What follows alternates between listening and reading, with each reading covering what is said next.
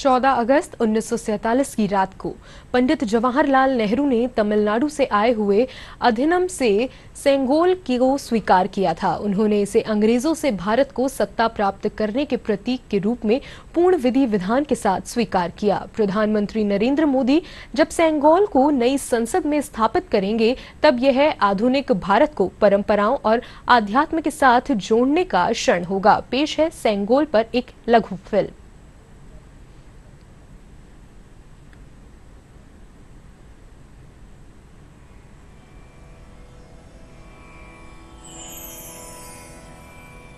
अगस्त 1947,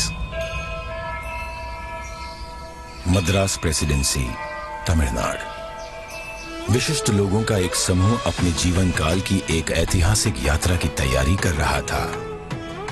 उन्हें एक महत्वपूर्ण कार्य संपन्न करने के लिए आमंत्रित किया गया था। एक शासक से दूसरे शासक को सत्ता हस्तांतरण की प्रक्रिया को विधि विधान के साथ पूर्ण करने का कार्य सौंपा गया था। किस दिशा में कूच कर रहे थे ये लोग? दिल्ली। भारत अपनी स्वतंत्रता के समीप था। ब्रिटिश शासन से मुक्ति की बेला थी। स्वराज के लिए संघर्ष में हजारों गिरफ्तार हुए और मारे गए, और दशकों बाद राष्ट्र अपनी लक्ष्य के समीप था। वो लक्ष्य था स्वाधीनता, स्वतंत्रता। अब अंतिम वाइसरॉय लॉर्ड माउंटबेटन को एक महत्वपूर्ण कार्य करना था, भारतीयों को उनका स्वराज्य सौंपने का कार्य। परंतु उनके सामने एक सवाल था, स्वराज्य को किस प्रकार सौंपा जाए। ऐसे में हाथ मिलाने की रस्म शायद ही काम आए। तो इस गौरवशाली क्षण के प्रतीक के रूप में कौन सी रस्म अपनाई जाए? उन्होंने पंडित जवाहरलाल नेहरू के सामने अपना ये सवाल रखा। ये एक उचित सवाल था जिसके बारे में विचार विमर्श की आवश्यकता थी। नेहरू जी ने ये प्रश्न जाने माने स्वतंत्रता सेनानी श्री सी राजगोपालाचारी के सामने रखा, जिन्हें राजा जी के नाम से जाना जाता था। वे तमिलनाडु से थे। नेहरू राजा जी की विद्वता और भारतीय परंपराओं और सभ्यताओं पर उनके ज्ञान का सम्मान करते थे। राजा जी को इसका समाधान भारत के गौरवशाली अतीत में मिला।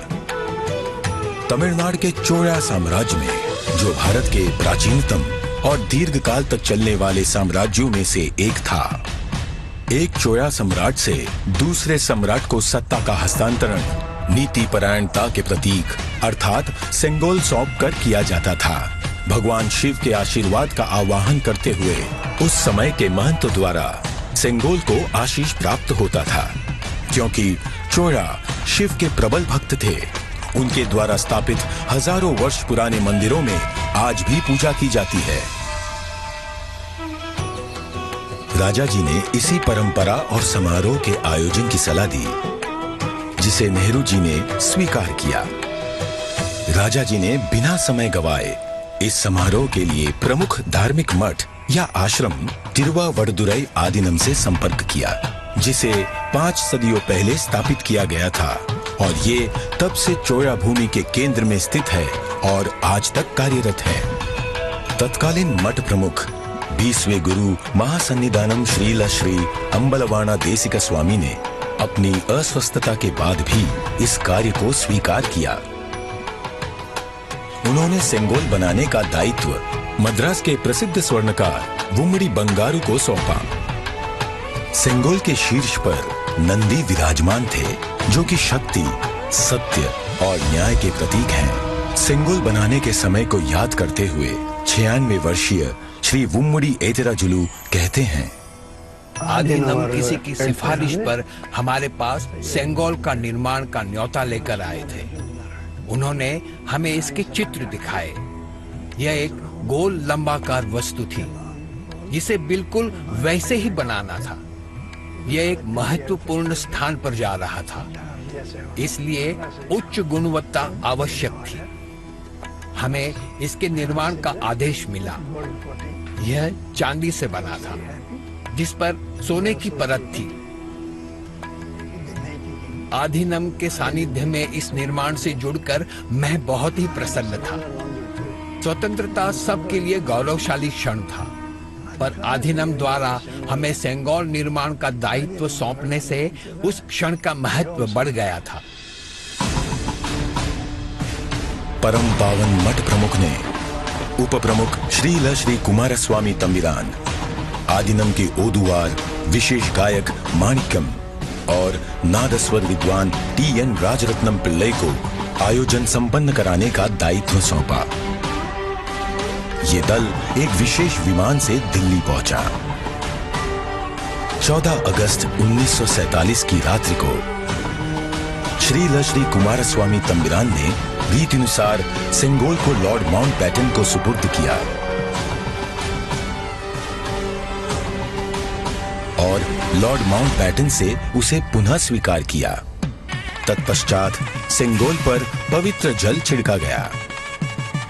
शोभा यात्रा के रूप में इसे पंडित जवाहरलाल नेहरू के पास ले जाया गया। इस अवसर पर ओदुवार ने तमिल संत तिरुज्ञान संबंदर द्वारा रचित कोलर पदिगम से श्लोकों का पठन किया। महंत ने नेहरू जी को पीतांबर पहनाते हुए उन्हें रीतिनुसार सेंगोल सौंपा। अडियारगल वाणिल अरसालवार आणई नमते, अर्थात ये हमारा आदेश है कि ईश्वर के अनुयायी राजा स्वर्ग के समान शासन करेंगे। इस वाक्य से श्लोक का समापन हुआ। इस प्रकार 1000 वर्ष पूर्व की सभ्यतागत प्रथा के अनुसार दक्षिण और उत्तर के असाधारण एकीकरण द्वारा राष्ट्र को एक सूत्र में पिरोते हुए शासन का हस्तांतरण हुआ। तत्पश्चात नेहरू जी ने श्री राजेंद्र प्रसाद सहित कई नेताओं की उपस्थिति में सेंगोल को स्वीकार किया।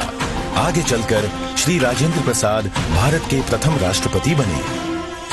इस ऐतिहासिक घटना का उल्लेख व प्रकाशन राष्ट्रीय और अंतर्राष्ट्रीय मीडिया में किया गया।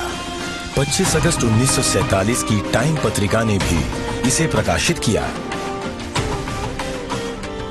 हस्तांतरण की प्रक्रिया के पश्चात पंडित जवाहरलाल नेहरू ने 14 अगस्त 1947 की मध्य रात्रि को अपना विश्व विख्यात भाषण राष्ट्र के नाम संबोधित किया।